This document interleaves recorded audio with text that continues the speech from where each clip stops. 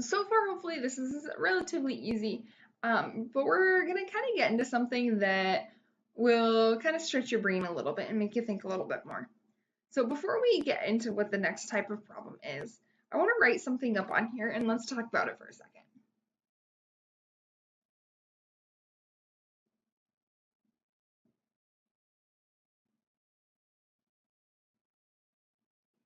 If I asked you what the square root of -7 squared is, it's really, really tempting to be like, okay, that square root, the exponent cancel each other out, it's -7. But is it really?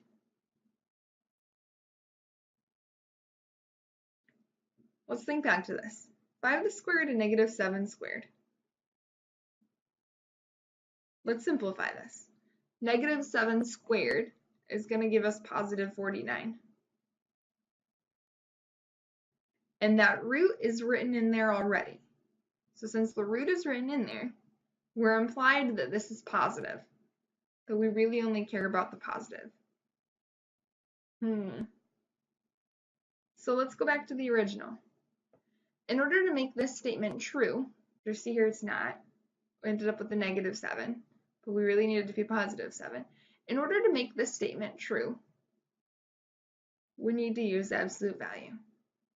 So our square root of -7 squared isn't just -7, it's really the absolute value of -7, which is +7. Okay, this type of situation is probably the hardest thing to deal with this chapter. Last year anyway, this is what people really struggled with the most, figuring out when is absolute value actually necessary. So let's just kind of try to generalize it here.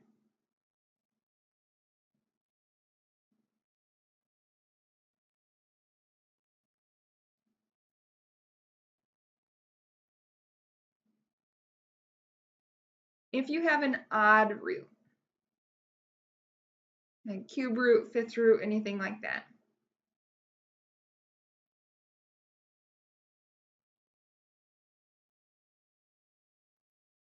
you will never need an absolute value.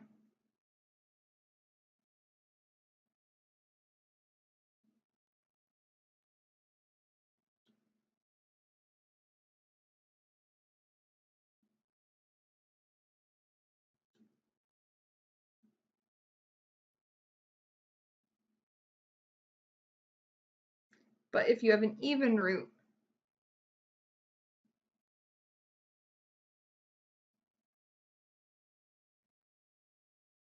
we'll have to consider if absolute value is necessary.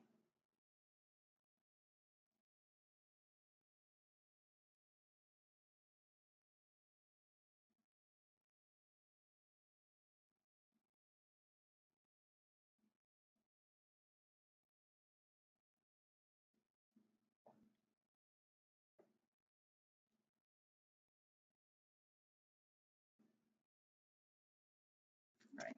And then just kind of writing this out mathematically.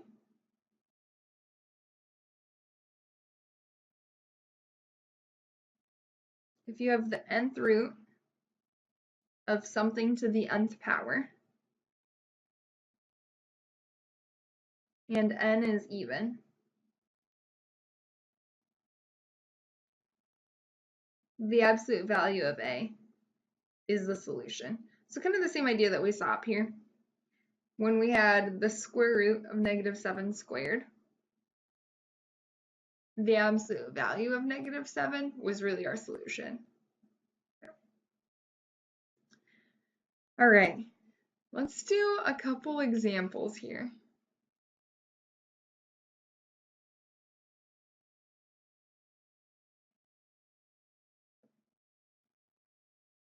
And I'm going to have a couple different examples of simplifying our radicals here, and then the B video will have some kind of similar, some parallel examples to the ones I do here. So it's not really just going to be one example here.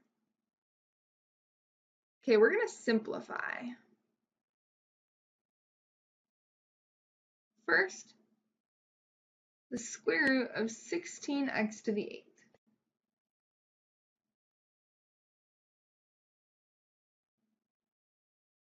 Now, something that might help when you're figuring out how to simplify your radicals here is to think about,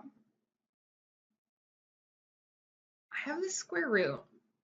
So is there a number squared that gives us 16?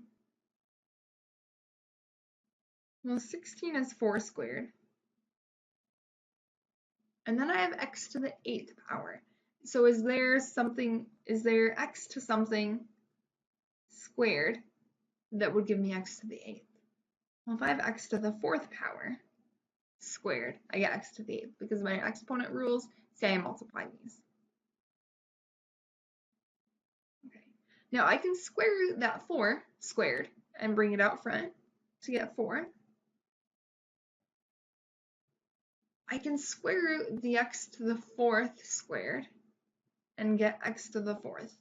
But then since this was an even root, I need absolute value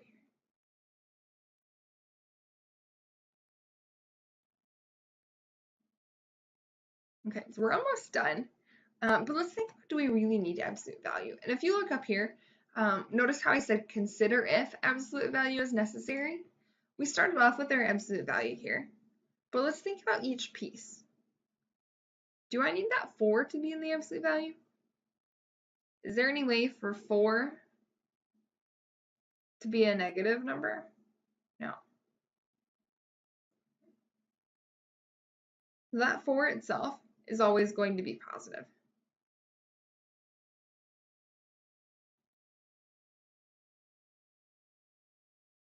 And if you think about absolute value takes something that's negative, makes it positive, because we're talking about our distance from 0.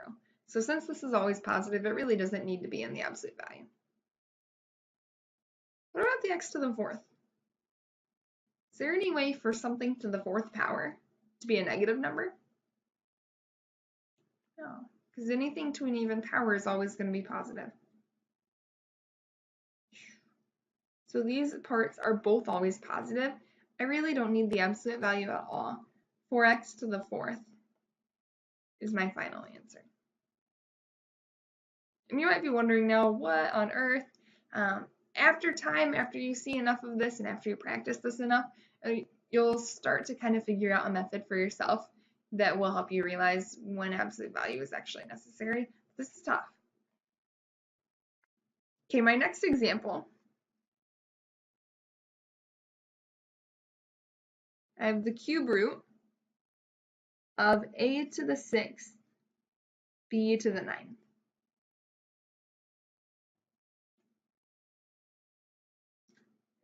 Okay, now notice again I have an odd root, I have the cube root. Absolute value is not going to be necessary at all. So when you see an odd root, kind of take a breath, know that you won't have to worry about absolute value at all. It's really nice. Okay. Now, is there something to the 3rd power that gives you a to the 6th?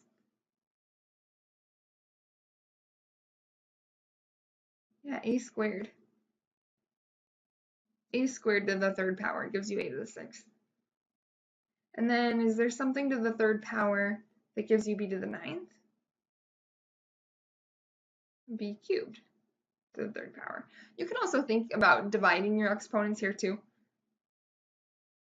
6 divided by 3 is 2. 9 divided by 3 is our 3 here.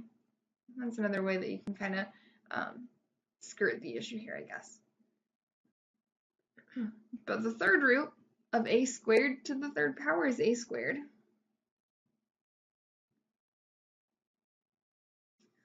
The 3rd root of b squared to the 3rd power is b squared. And that's my final answer. I'm going to write in here too that no absolute value was needed.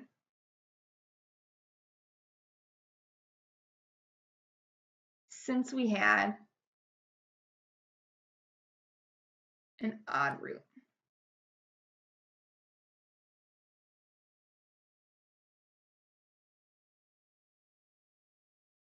Okay, one last situation here I want to look at, and then we'll really just focus on practicing next class.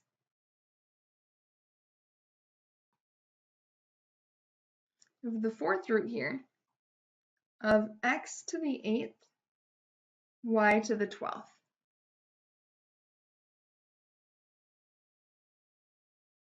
Again, can I take something to the 4th power and get x to the 8th?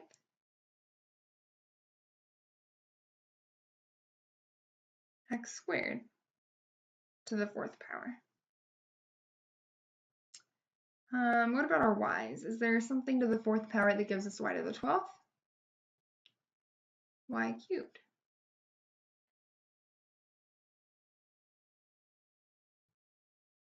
I have an even root, so I'm going to have to think absolute value if I actually need absolute value or not. But I'm going to go ahead and write my absolute values in here so I don't forget them. 4th root of x squared to the 4th power is x squared. 4th root of y cubed to the 4th power is y cubed. Now again, let's think about, do I really need them?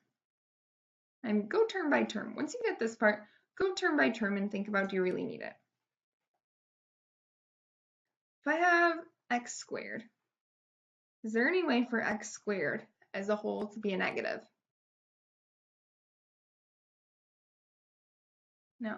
This is any number to an even power is going to be positive.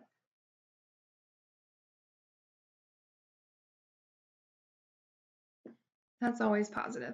But y cubed, on the other hand, if I have a negative number to an odd power, that's going to be negative. Okay? I have a negative number to an odd power, that's going to be negative. So I really do need to have my absolute values around the y cubed.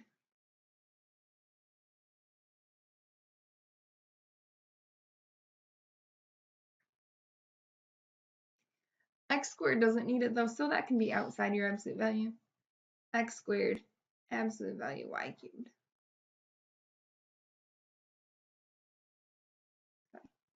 Well, it's going to take a lot of practice to figure out, but you'll get the hang of it eventually.